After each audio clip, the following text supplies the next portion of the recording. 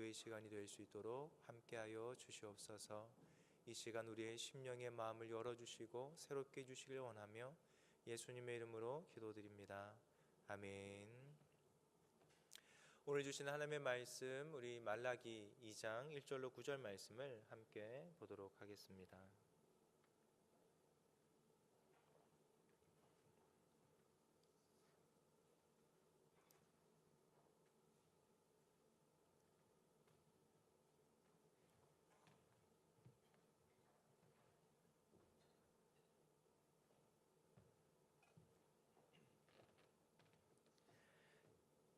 구약성경 말라기 2장 1절로 9절 말씀을 우리 한 구절씩 함께 천천히 읽도록 하겠습니다. 함께 읽겠습니다. 너희 제사장들아, 이제 너희에게 이같이 명령하노라. 만군의 여호와가 이르노라. 너희가 만일 듣지 아니하며 마음에 두지 아니하여 내 이름을 영화롭게 하지 아니하면 내가 너희에게 저주를 내려 너희의 복을 저주하리라.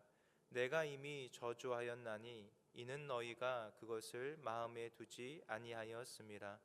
보라, 내가 너희의 자손을 꾸짖을 것이요 똥 곧 너희 절기의 희생의 똥을 너희 얼굴에 바를 것이라. 너희가 그것과 함께 제하여 버림을 당하리라. 만군의 여호와가 이르노라. 내가 이 명령을 너희에게 내린 것은 레위와 세운 나의 언약이 항상 있게 하려 함인 줄을 너희가 알리라. 레위와 세운 나의 언약은 생명과 평강의 언약이라. 내가 이것을 그에게 준 것은 그로 경외하게 하려 함이라. 그가 나를 경외하고 내 이름을 두려워하였으며 그의 입에는 진리의 법이 있었고 그의 입술에는 불의함이 없었으며 그가 화평함과 정직함으로 나와 동행하며 많은 사람을 돌이켜 죄악에서 떠나게 하였느니라. 제사장의 입술은 지식을 지켜야 하겠고 사람들은 그의 입에서 율법을 구하게 되어야 할 것이니 제사장은 만군의 여호와의 사자가 됨이거늘 너희는 옳은 길에서 떠나 많은 사람을 율법에 거스르게 하는도다. 나 만군의 여호와가 이르노니 너희가 레위의 언약을 깨뜨렸느니라. 너희가 내 길을 지키지 아니하고 율법을 행할 때에 사람에게 치우치게 하였으므로 나도 너희로 하여금 모든 백성 앞에서 멸시와 천대를 당하게 하였느니라 하시니라. 아멘. 할렐루야. 이 밤에 주의 은혜가 예배하는 우리 모든 이들에게 함께 있기를 원합니다. 오늘 우리는 말라기의 말씀 두 번째 시간을 가지고 있습니다. 가스펠 프로젝트는 이제 창세기부터 말라기까지 지난주에 다 끝났고 우리는 이제 말라기 이후를 한두 번 더 말씀을 통해 살펴보려고 하고 있습니다. 먼저 우리는 지난 시간에 했던 이야기를 좀 살펴볼 필요가 있는데요. 말라기의 배경이 되는 그 시대적 배경에 대한 이해를 좀 할 필요가 있습니다. 일단은 기원전 539년이라고 하는 시간이 중요하다고 몇 번 말씀드렸는데요. 그것은 바벨론과 페르시아를 분기점으로 하는, 그래서 이제 새로운 제국인 페르시아가 생겨나면서 고레스 칙령이 선포되게 됩니다. 그를 통해서 바벨론으로 포로로 끌려갔던 이스라엘 백성들이 이제 돌아오기 시작하는데 1차 귀환은 세스바사를 통해서 귀환자들이 돌아오게 되고요. 무엇을 하게 되죠? 성전 재건의 일들을 하게 됩니다. 그것이 이제 1차 귀환의 내용이라면 이제 기원전 458년이 되면 2차 귀환, 에스라엘 중심으로 돌아온 이스라엘 백성들이 율법을 준수하면서 하나님의 말씀 율법으로 돌아가자 하는 운동들을 일으키게 됩니다. 이제는 성전이 세워지고 율법이 선포되고 이제 무엇이 필요할까? 이제 3차 귀환자들, 니에미아를 중심으로 일어난 3차 귀환자들은 이러한 것 가운데 이제 성벽이 허물어지고 이제 성문이 불탔다라고 하는 이야기와 함께 성벽 재건의 역사를 일으켜내는 것, 이것이 포로 귀환 이후의 이스라엘의 삶이라고 이야기할 수 있습니다. 그래서 이때 성전 재건을 독려했던 선지자 누구라고요? 학개와 또 한 명 스가랴에 대한 이야기를 드렸고요. 이것은 에스라 1장에서 6장의 말씀, 2차 기한은 7장에서 12장의 말씀, 3차 기한은 느헤미야서의 말씀을 통해서 우리 가운데 증거되고 있습니다. 우리가 이 포로 귀환의 이야기를 할 때 빠지지 않는 것이요, 아하수에로 왕인데요. 왜냐하면 그 에스라 느헤미야 뒤에 있는 책이 뭐죠? 에스더죠. 그래서 이 에스더의 시대는 바벨론 포로로 돌아온 사람들이 이스라엘에서 성전과 율법과 성벽을 재건하고 있을 때 여전히 그 땅에 남아있던 페르시아로 존재했던 그 유대인들의 불임절의 사건, 그것을 에스더서는 우리에게 말씀해 주고 있습니다. 그래서 결국 뭐냐면 이러한 전체적인 포로 귀환 그 맨 마지막 끝자락에 걸려있는 선지자, 그것이 바로 말라기이며 오늘 그 말라기의 이야기를 우리가 함께 배우게 되는 것입니다. 혹시 여러분 지난주 말씀 기억나십니까? 이 말라기 시대의 가장 큰 갈등은 뭐냐면요, 결국 하나님의 말씀이 선포되고 하나님의 말씀을 따라서 여호와의 성전과 율법과 성벽의 모든 것들이 재건되는, 거의 학개와 스가랴가 선포한 말씀이 80년이 지나도 여전히 이스라엘 형편이 그리 좋아지지 않았다라고 하는 것을 지난주에 말씀드렸습니다. 기억이 나십니까? 그래서 오늘 말씀해 보면요, 이러한 말라기의 배경 속에서 성경은 우리에게 무엇을 말씀하시는가 우리가 귀 기울여 들을 필요가 있다라고 하는 것을 생각해 보아야 합니다. 말라기 시대에는 여전히 경제적으로 궁핍했고요, 오래 계속된 가뭄이 있었다고 이야기합니다. 흉작과 전염병, 이러한 냉혹한 형실은 그동안 학개와 스가랴가 예언했던 말씀의 불성실한 이행, 그래서 이스라엘 백성들은 하나님에 대해서 원망함들이 일어나기 시작하던 때, 이것이 바로 말라기 선지자가 예언을 하던 상황이었다고 하는 것이지요. 하나님의 말씀은 분명히 선포되었지만 삶의 현실은요, 말씀의 현실은 분명히 우리에게 비전과 소망을 주지만 우리의 삶의 현실은 그렇지 못할 때 말씀과 삶의 간격만큼 우리의 신앙은 괴리감을 가지게 된다는 것입니다. 유다는 여전히 한 150만 명이 거주하는 작은 지역에 불과했고요, 종교적인 관념과 제한적인 자치를 허용받아서 유대인들끼리 삶들을 영유할 수 있었지만 여전히 페르시아에 굴복된 정치적 상황 가운데 있었습니다. 또한 이웃나라의 끊임없는 도전 가운데 시달려야 했고, 유다는 더 이상 독립국가도 아니고 다윗 왕조가 다스리는 나라도 아닌, 과연 이 나라 가운데 하나님의 율법이 제대로 적용되고 있나? 라고 하는 것들이 의심받던 시대, 그때가 바로 말라기 선지자의 예언의 시대라고 이야기할 수 있습니다. 우리는 지난주 이 말씀을 통해서 우리 한국교회가 얼마나 이와 유사한지에 대한 이야기를 함께 나누게 되었습니다. 경제적으로 성장하고 부흥하던 때는 말씀의 현실과 삶의 형식이 늘 동일하게 갔지만, 요즘 같은 경제적인 어려운 상황에서는 말씀의 현실과 삶의 형식이 늘 똑같이 가지 않는, 그래서 더 이상 사람들의 마음 가운데 정말 하나님이 나를 사랑하시기는 한 것일까? 정말 하나님이 이 세상을 다스리고 존재하시는 하는 걸까? 라고 하는 의심과 의구심이 드는 그러한 시대를 또한 우리는 살아간다라고 이야기할 수 있습니다. 근데 이러한 것을 오늘 보면 말라기의 상황도 유사하다고 이야기할 수 있습니다. 하나님에 대한 사랑이 식어져 가는 것이죠. 그래서 오늘 말라기 1장 2절 말씀 뭐라고 이야기합니까? 여호와께서 이르시되 내가 너희를 사랑하였노라 하나 너희는 이르기를 주께서 어떻게 우리를 사랑하였나이까? 라고 도리어 하나님께 반문하게 되는 것입니다. 하나님에 대한 사랑이 땅에 떨어진 시대, 하나님의 열심과 열정이 도저히 어떤 것으로도 보상받을 수 없는 시대, 그것이 말라기의 현실이고 오늘날 우리가 신앙하는 우리의 현실이라 할 수 있습니다. 또한 6절은 뭐라고 이야기합니까? 내 이름을 멸시하는 제사장들아, 나 만군의 여호와가 너희에게 이르기를 아들은 그 아버지를, 종은 그 주인을 공경하나니 내가 아버지일진데 나를 공경함이 어디 있느냐? 내가 주인일진데 나를 두려워함이 어디 있느냐라고 하나님은 선지자 말라기를 통해서 이스라엘 백성들에게 말씀을 증거하게 되는 것입니다. 하나님을 사랑합니까? 하나님 우리의 삶 가운데 공경받고 있습니까? 라고 하는 것을 말라기의 말씀은 우리에게도 질문하고 있는 것입니다. 하나님의 말씀이 땅에 떨어진 시대, 하나님의 말씀대로 성취되지 않는 시대, 그 시대를 살았던 말라기의 현실, 이것이 우리의 현실과 유사한데요. 사실 이러한 하나님의 말씀과 삶의 브릿지는요, 늘 뭔가 변화를 가져옵니다. 첫 번째는 마음의 변화인데, 이것이 바로 첫 번째 뭐라고요? 하나님에 대한 사랑이 식어지는 것이고요, 하나님을 더 이상 존중하지 않고 존귀하게 여기지 않는 일들이 일어나기 시작합니다. 그래서 이스라엘 백성들 가운데서는 이제는 하나님에 대한 율법과 말씀으로부터 이탈하는 것들이 시작되는데, 오늘 본문 말씀 우리가 지난주에 살폈던 것은 무엇이냐면요, 이러한 마음의 변화, 하나님을 더 이상 사랑하지 않고 하나님을 공경하지 않을 때 마음의 변화들이 실질적인 행동의 변화로 드러나게 되는 것입니다. 그래서 어떻게 말씀하시냐면, 신앙 공동체 안에서 사람들이 예배를 소홀하게 드리기 시작하는 거죠. 예배가 변질됩니다. 어찌 보면 상식 이하의 예배가 드려지게 되는 것이지요. 누구에게라도 5,000원짜리 커피 한 잔을 대접할 수 있으면서 하나님께 5,000원의 헌금을 드리는 것을 아까워하는 시대, 이것이 말라기의 현실이요, 우리가 살아가는 오늘 신앙의 현실입니다.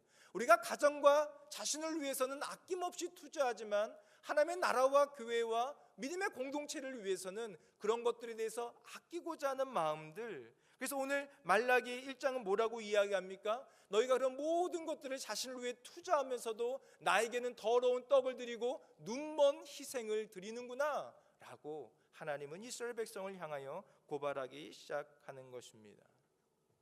이러한 기본과 상식이 무너진 예배, 이것이 말라기의 현실이고 또한 오늘날 예배하는 우리의 현실일 수 있습니다.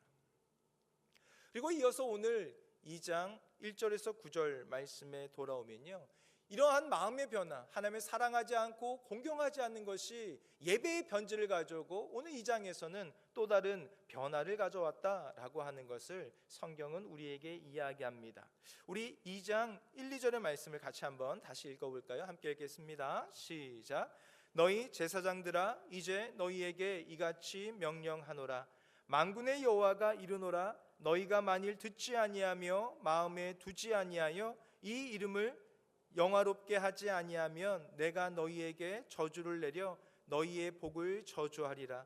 내가 이미 저주하였나니 이는 너희가 그것을 마음에 두지 아니하였음이라 라고 이야기합니다.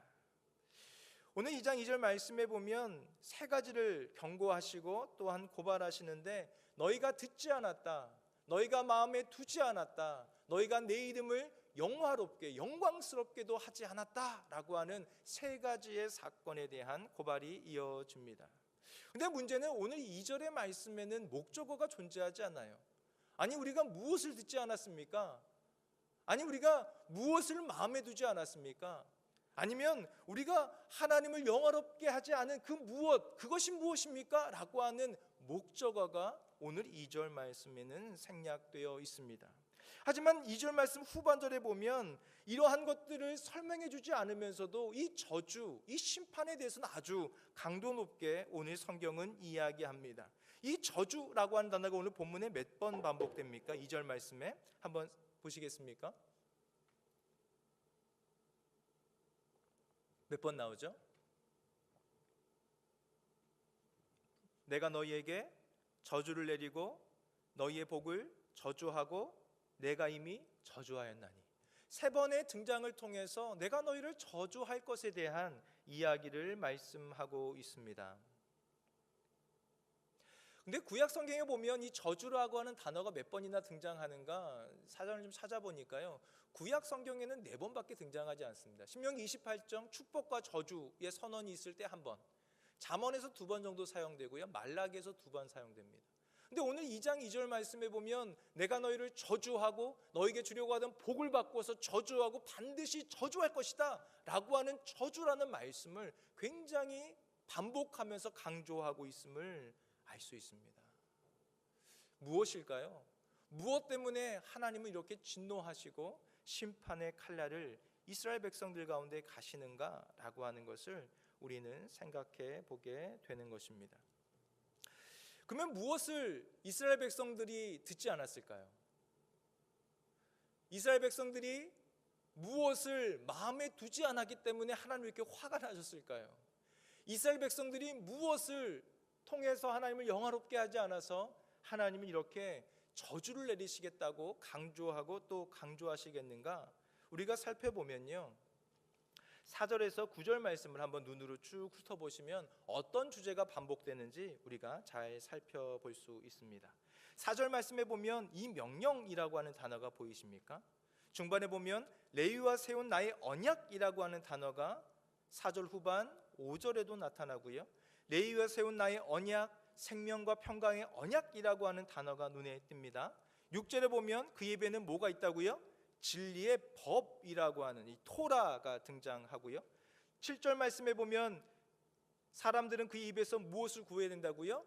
율법이라고 하는 단어도 등장합니다. 8절에 많은 사람을 율법에서 거스르게 하고 9절 말씀에 보면 율법을 행할 때에, 그래서 이렇게 보면 짧은 4절에서 9절 말씀에 명령, 율법, 가르침, 하나님의 언약이라고 하는 단어가 8번 이상 등장하는 것을 발견할 수 있습니다.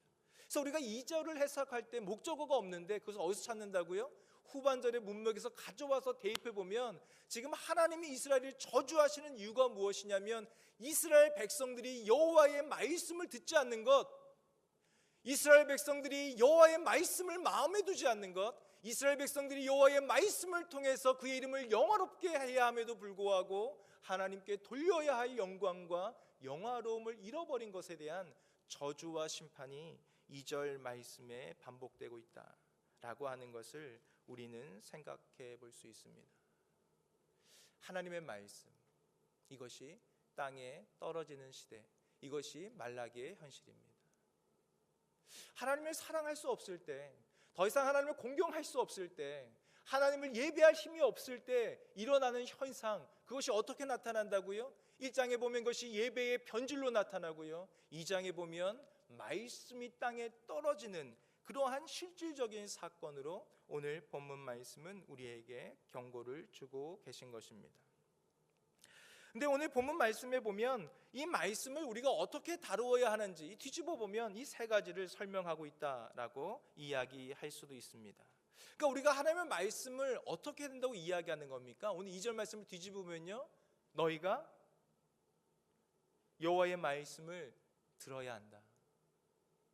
너희가 여호와의 말씀을 너의 마음 가운데 두어야 한다.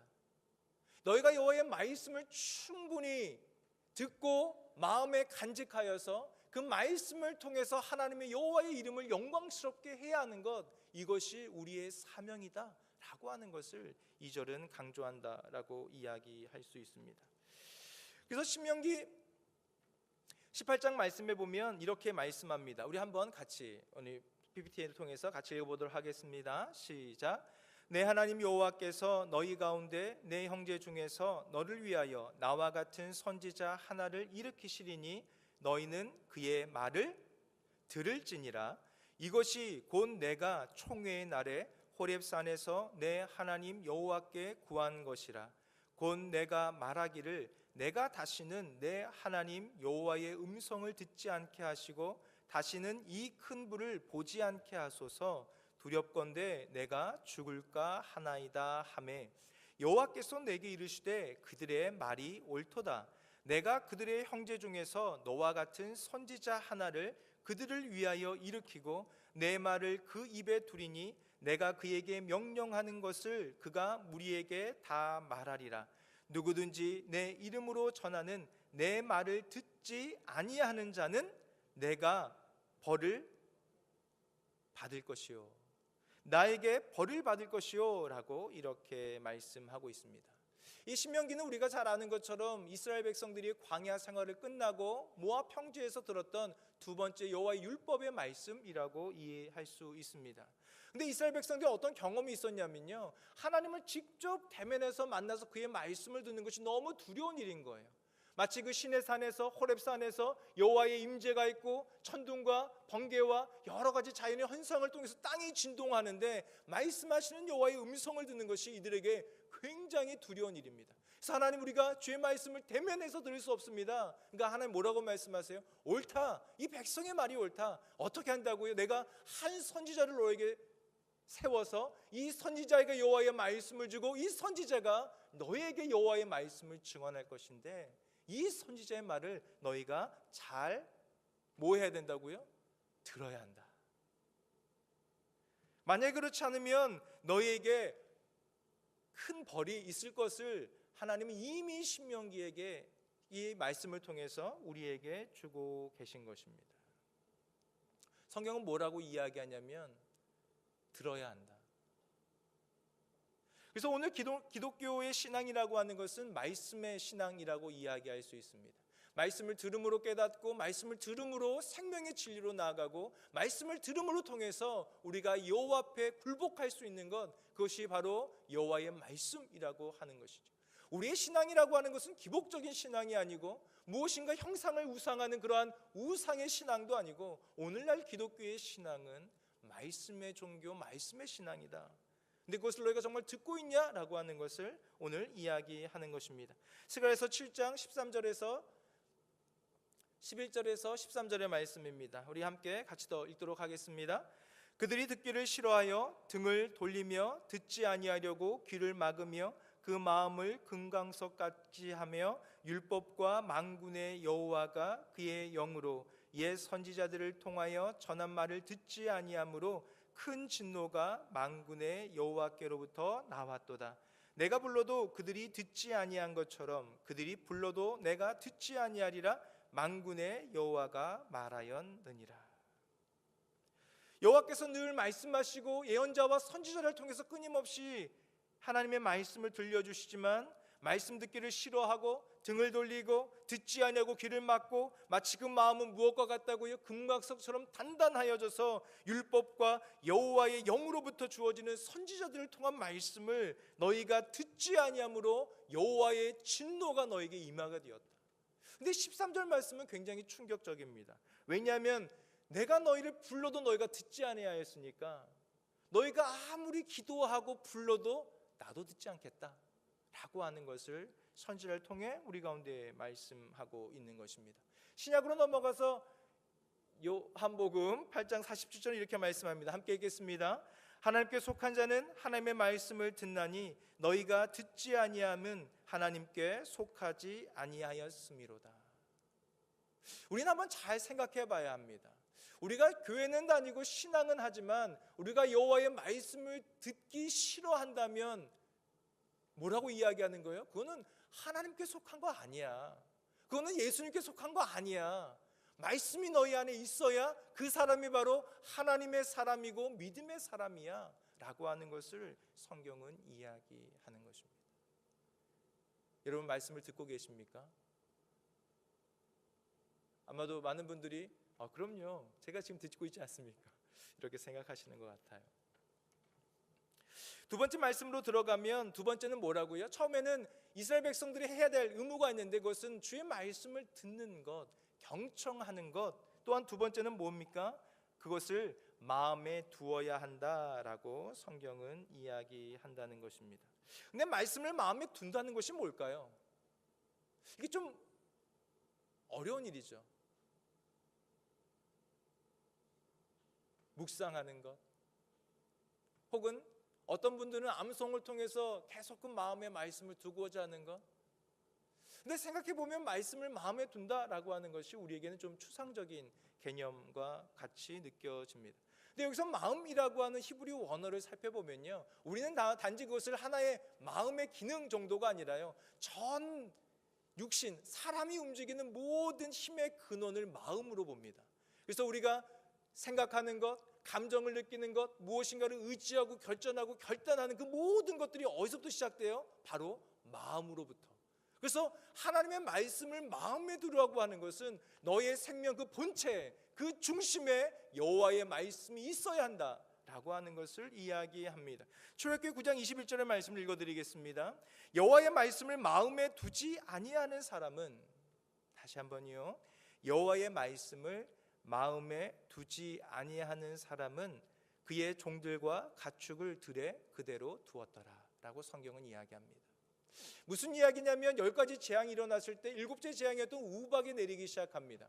그래서 사람들에게 이제 우박이 올 것이니 공지하고 알립니다. 근데 여호와의 말씀을 마음에 두지 아니한 사람은 그런 게 어디 있겠어? 말씀을 경홀히 여기고 우습게 여겨서 자신의 종들과 가축들을 여전히 들에 두어서 다 죽게 되는 사건.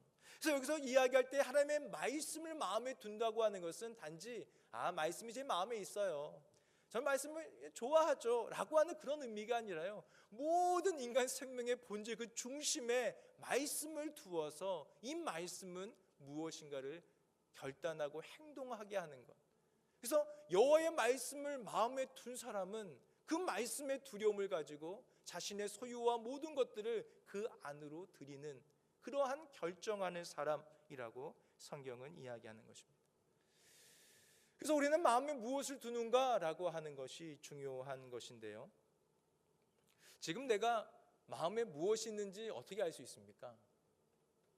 지금 우리가 다 이 자리에 함께 앉아서 예배드리지만 우리의 마음이 지금 다 예배 안에 있는지 우리가 어떻게 압니까? 우리가 신앙은 하지만 우리의 마음이 하나님께 있는 것인지 말씀 가운데 우리의 마음이 두어져 있는 것인지 우리는 어떻게 알 수 있을까요? 좀 구체적인 이야기를 이야기해 보자면 우리가 말하는 것을 보면 우리의 마음이 어디에 두어져 있는지를 알 수 있습니다. 물론 우리가 사업을 하면 사업의 이야기를 하겠죠. 우리가 누구 친구를 만나면 친구들의 이야기를 하겠죠.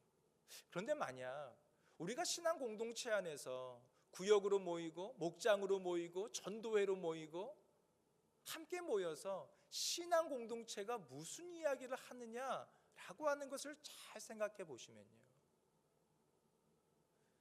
제가 이전 교회 있을 때 제 교회에 이제 상주하고 있었으니까요, 제 권사님들이 이제 모여서 이렇게 구역 모임 하는 거를 의도하지 않게 엿들 때가 있습니다. 뭐 계단을 지나간다든지 뭐 교회를 정리한다든지 하다가 권사님들 이야기를 들을 때가 있어요. 그러면 그 중에 많은 이야기가 뭘까요? 어떻게 하면 건강할 수 있을까, 이런 이야기 많이 하시는 것 같아요. 그리고 이제 가끔 기도 제목에 올라오시는데 구역에서 이번에 산 아파트 잘 팔릴 수 있도록 이런 내용, 어디가 좀 더 투자하면 좋은지에 대한 이야기. 이것이 만약에 우리 신앙 공동체의 대화의 주제라면, 그래서 우리가 정말 구역 모임에서 목장에서 우리의 소그룹에서 나누면서 하나님의 말씀에 대한 이야기가 나오지 않고, 만약에 그런 말씀의 주제를 꺼낼 때 사람들이 당황스러워하고 피하려고 한다면 우리의 마음에 말씀이 없다, 그렇게 생각해 볼 수도 있습니다.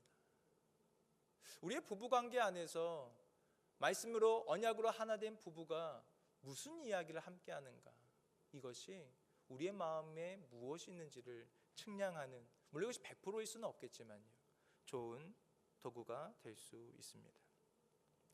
오늘 2절의 말씀을 좀 더 이야기하자면, 오늘 2절 말씀은 그래서 너희 가운데 말씀을 듣지 않고 마음에 두지 않고 그것으로 인하여서 영화롭게 하지 않는 그것을 저주하고 내가 또 저주해 라고 이야기하는데, 결국 이것은 우리에게 돌아오라 라고 하는 경고의 메시지일 수 있습니다. 주의 말씀을 들으라, 주의 말씀을 너희의 마음 한복판 가운데에 두어라. 그래서 그것으로 생각하고 의지하고 결정하고 결단할 일들이 말씀으로부터 시작될 수 있도록 그 동기를 가지라 라고 이야기하는 것입니다. 그러할 때 여호와의 말씀은 하나님을 영화롭게 하는 것입니다.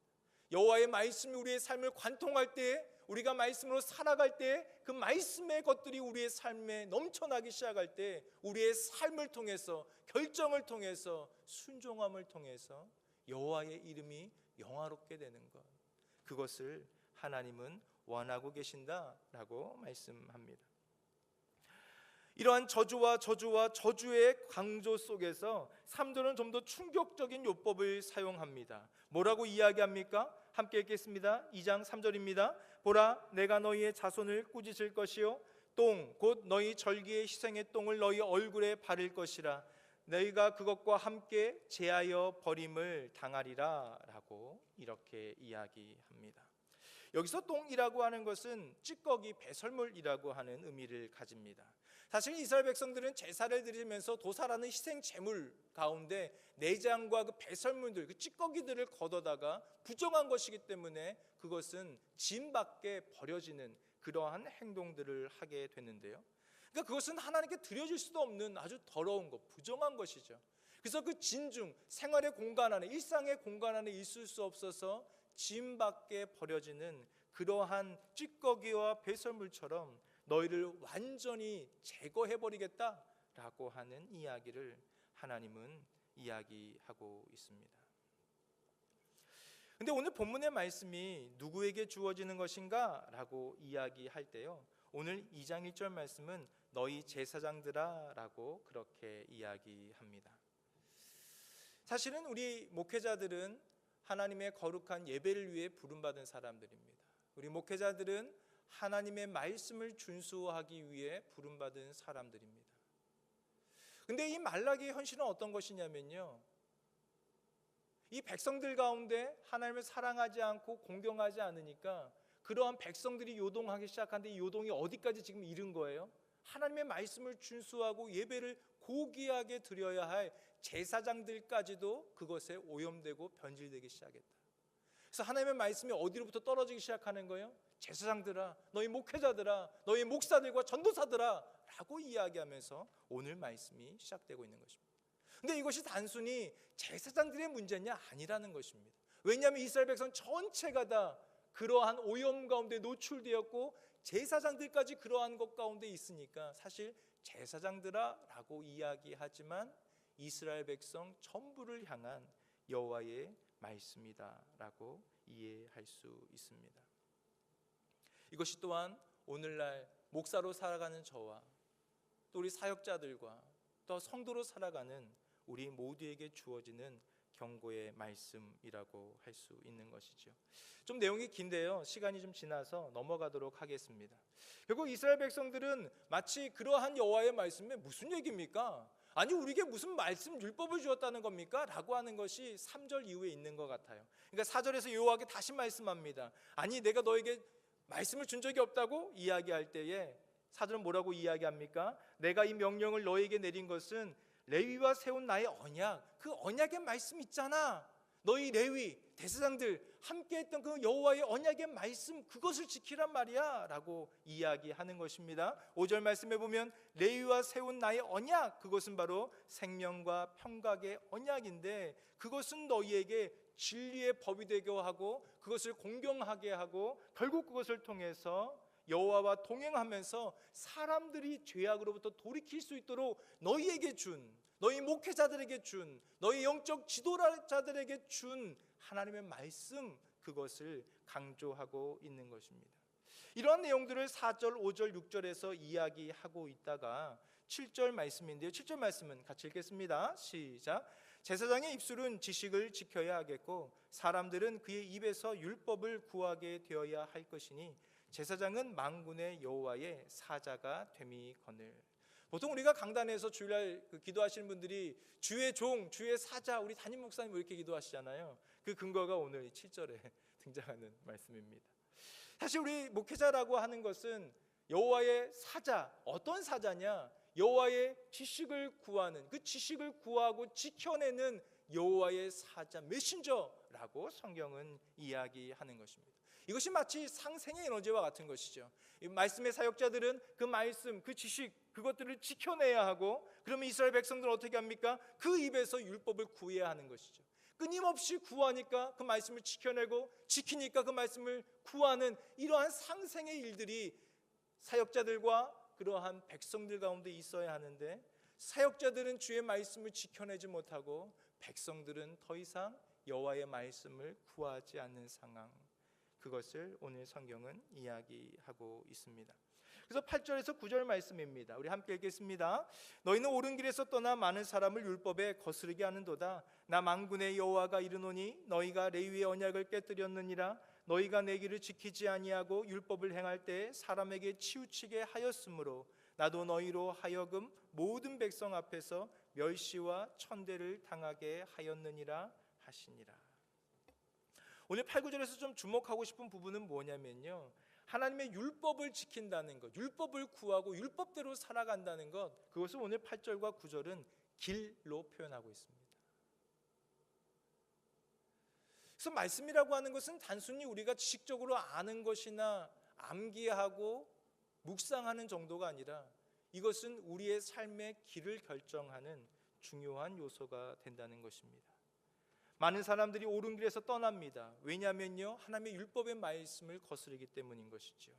9절 말씀에 보면 너희가 내 길을 지키지 아니하고 율법을 행할 때 사람들이 율법을 잘 알지 못하니까 치우쳐 행하는 일들, 그러한 잘못된 길로 가는 일들이 일어나게 된다는 것입니다. 그래서 오늘 성경 말씀은 말씀을 맡은 자가 하나님의 율법의 말씀, 그 지식, 하나님 아는 지식을 지켜내고 그 말씀을 가르쳐야 할 뿐 아니라 그러한 삶을 걸어갈 때에 사람들은 그 율법의 말씀과 그러한 사역자의 길을 따라 함께 기기를 추종하게 된다는 것입니다. 그래서 교회마다 어떠한 목회자들이 세워지는가가 중요하고요, 사실은 어떠한 중직자들이 세워지는가가 중요합니다. 만약에 장로님이, 안수집사님이, 권사님들이 말씀을 사랑하지 않고 공경하지 않고 그 말씀대로 따라 살지 않는데 어떠한 평신도들이 그 길을 같이 가겠습니까? 만약에 목회자가, 목사가, 전도사가 만약에 그 말씀을 추종하지 않고 말씀으로 몸부림치지 않는데 누가 과연 그 말씀의 길을 따라가겠습니까? 이것이 오늘 성경이 우리에게 주시는 내용입니다. 말씀을 맡은 자들이, 말씀의 사역자들이, 말씀의 중직자들이 그 말씀을 듣고 마음에 두고 그것을 통해서 하나님을 영화스럽게 하는 그것을 버리면 모든 백성이 다 죽는다. 그것을 오늘 성경은 우리에게 말씀해 주고 있습니다.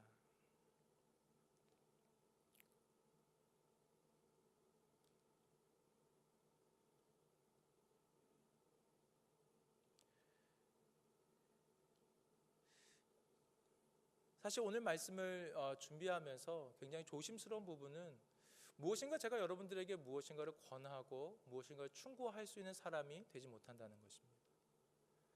저는 단지 오늘 본문의 말씀을 먼저 읽고 먼저 해석하고 그 말씀을 여러분들에게 전달하는 일뿐이고요, 하나님의 말씀 앞에서 내가 과연 그런 삶을 살고 있는가라고 하는 것은 사실 굉장히 두려운 일 중에 하나입니다. 마치 제가 이것을 다 이루었기 때문에 여러분에게 이야기하거나 여러분을 권면하는 것이 아니라 이 말씀 앞에 저도 무릎 꿇어야 하고 우리 모두가 무릎 꿇어야 할 말씀이라고 하는 것을 함께 이야기하자고 하는 것입니다. 우리가 구약의 끝 말라기에 대한 두 번째 말씀을 듣고 있습니다. 그런데 재미있는 것은 우리가 지난주에도 이 구약의 끝 말라기에서는 이스라엘의 실패를 보여준다라고 하는 이야기를 드렸는데 사실 율법의 주제로 생각할 때도 그와 같습니다. 여호수아 시대에 이제 모든 광야 시대가 끝나고 가나안 정복이 끝났을 때 여호수아 23장에 가면 세겜에서 대회를 엽니다. 그래서 이스라엘 백성들을 모아놓고 여호수아는 뭐라고 이야기하냐면 너희는 오늘 선택하라. 나와 내 아버지의 집은, 내 집은 오직 여호와만 섬길 것이다. 너희는 어떻게 할래? 라고 이스라엘 백성에 묻습니다. 그때 이스라엘 백성들은 모두 화답하면서 우리도 여호와를 따르겠습니다. 여호와의 말씀대로 우리가 살고 이 하나님이 주신 가나안 땅에서 우리가 하나님의 말씀을 실현하는 믿음의 백성이 되겠습니다 라고 하는 것을 선포합니다. 하지만 그것이 지켜지지 않습니다. 결국 이런 가나안 정복의 시대가 다 끝나고 나서 이제는 새로운 사사였던 사무엘이 일어났을 때 이스라엘 백성들의 혼탁한 일들이 사사시대에 일어나기 시작하죠. 우리가 너무 잘 아는 것이죠. 왜냐하면 그 가운데 왕이 없었기 때문에 모두가 다 자기의 소견대로 일하는 시대가 바로 사사시대였습니다. 마지막 사사였던 사무엘은 미스바에서 사람들을 모아서 블레셋과의 전투와 전쟁 앞에서 하나님께 선언하면서 그곳에서 에베네셀이라고 하는 단어를 선포합니다. 그것은 무엇입니까?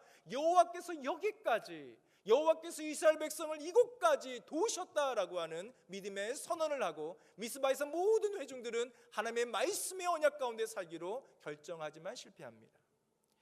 요시야 시대 때 이 임금에게 여호와의 성전, 18년 됐던 해에 여호와의 성전을 수리하기 위해 사람들을 보냈는데 많은 사람들이 성전을 수리하다가 여호와의 율법책을 발견합니다. 성경에 보면 이것이 어떠한 율법책인지 분명히 나와 있지 않지만 요시야의 종교개혁을 살펴보면 이것이 신명기일 것이라고 이야기합니다. 왜냐하면 신명기에는 분명한 세 가지 주장과 사상이 담겨 있는데 이 신명기에는 한 분 하나님의 한 분의 하나님에 대한 성소와 한 신앙이라고 하는 이것이 이 신명기의 모토이기 때문에 그렇습니다. 요시야가 모든 우상들을 척결하고 다시 여호와의 말씀책으로 돌아오도록 그렇게 이스라엘 백성들을 개혁하지만 이 개혁도 실패합니다.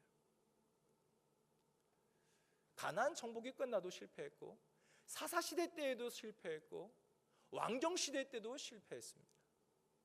결국 그렇게 하나님의 말씀을 듣지 않고 마음에 새기지 않고 하나님을 영화스럽게 하지 못했던 이스라엘 백성의 그들의 본체가 드러나니까 결국 이들은 예언했던 대로 바벨론의 포로가 되어서 70년의 포로기를 살게 됩니다.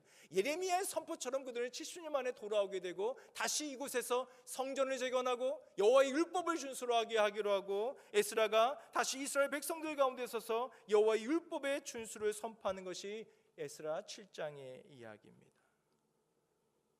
우리가 성경을 아는 것처럼 그러면 이스라엘 백성들이 그렇게 포로기의 70년의 시간을 거치고 돌아와서 다시 율법으로 세워졌는가?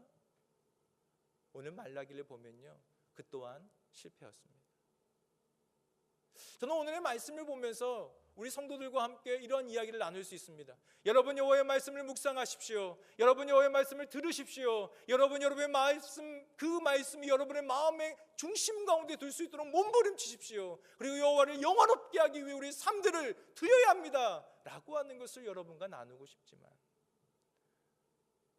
이런 구약 성경의 결론을 보면 아마도 우리의 이러한 다짐과 결심은 오늘 성전문을 나가는 순간 오늘 우리의 일상의 분주함 속에서 분명히 패배하고 실패하게 될 것을 저와 여러분은 너무나 잘 알고 있습니다. 근데 이것은 단지 구약 성경의 이야기가 아니고요, 로마서 3장에 보면 이렇게 이야기합니다. 이 바울은 모든 이방인들 가운데 모든 유대인들의 실패를 이야기하면서 너희 이방인들의 모든 너희들의 결론은 뭐냐? 너희들은 죄뿐이다. 너희 유대인들 너희의 남이 무엇이냐? 너희 모든 것들 그것은 다 죄뿐인데 결국 우리에게 예수 그리스도가 필요하다라고 하는 이야기를 하면서 로마서 3장 1, 2절에 이렇게 선포합니다. 그런즉 유대인의 나음은 무엇이며 할례의 유익은 무엇이냐? 범사에 많으니 첫째는 저희가 하나님의 말씀을 맡았음이니라. 말라기가 종결되고 400년이 지나서 바울의 시대, 예수 그리스도의 십자가 죽음 이후에 바울의 시대에 여전히 이스라엘 백성들의 나음, 선민의식은 무엇이냐? 그것은 우리 하는 말씀을 알아 라고 하는 것인데 너희가 그것에도 실패했다 라고 이야기하는 것이죠. 이방인들은 율법이 없어 망하였고 유대인들은 율법을 가졌으나 망하였다 라고 하는 것이 로마서의 핵심적인 주제 내용이라고 할 수 있습니다. 이런 의미에서 율법은 완결이 아니라 방향성이라고 말씀드리고 싶습니다. 이것은 오늘날도 마찬가지인데요, 우리는 죄의 경향성을 가지고 살아갑니다. 참 신기하죠. 저는 10대 때 신학교에 가기로 결정을 하고 신학교에 갔고요, 여러 방황을 하면서 학부를 10년 만에 졸업했어요. 그리고 대학원 3년을 공부하고 그렇게 20년이 넘게 신학의 과정, 목회의 과정 가운데 있는데요, 참 신기한 것은 제가 말씀을 싫어한다는 것입니다. 여러분 이게 이해가 되세요? 우리가 10년, 20년 우리가 모태 신앙인데 우리의 내면을 잘 살펴보면 우리가 말씀을 별로 좋아하지 않아요. 저 부끄러운 이야기인데 사실 여러분들에게 묵상에 대해서 이야기하지만 저도 묵상하는 게 굉장히 힘듭니다. 그래서 아침에 딱 일어나서 최우선순위 하나님과의 교제라고 하는 시간은 묵상의 시간 그 30분 혹은 1시간에 가지는 게 목회자인 저에게, 헌신하고 결단하는 저에게 얼마나 크게 도전되는 일인지 몰라요. 요즘에야 최근에서야 겨우 조금 이제 좀 안착이 되는 정도예요. 그리고 분주하고 바쁘면 잃어버리는 그러한 수준이 저의 모습입니다. 오늘 말라기의 선포처럼 우리는 다시 율법으로 세워져 갈 수 있겠습니까? 아마도 우리는 손쉽게 실패할 것입니다. 하지만 오늘 성경은 이야기하듯이 이 율법, 하나님의 말씀은 길과 같다. 그래서 그 난 길로 끊임없이 가는 것이다. 때로는 풍랑 가운데 좌절하고, 때로는 실패하고, 묵상이 안 되고, 말씀이 이해가 안 되고, 도대체 우리가 사는 현실이 말씀이 뭐가 필요하지? 이 말씀이 뭐가 중요해? 라고 말씀을 내팽겨주고 싶을 때 우리는 끝까지 그 방향성을 가지고 나아가는 사람들, 그것이 저와 여러분의 모습이 아닌가 생각이 듭니다. 여호와를 사랑하십니까? 공경하십니까? 우리의 예배가 새로워지고 말씀이 우리 안에서 살아 넘치길 원합니다. 우리 찬양 한 곡 함께 나누길 원하는데요, 찬송가 373장입니다. 오늘 말씀과 딱 들어맞는 찬양은 아닌데, 네, 제가 바꿨네요. 고요한 바다로 함께 찬양하면 좋겠습니다.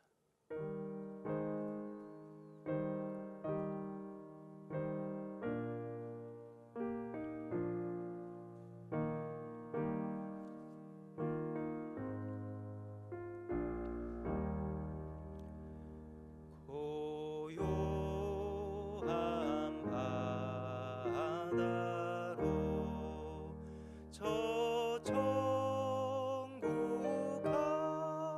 가이세 주 내게 손 공 주시니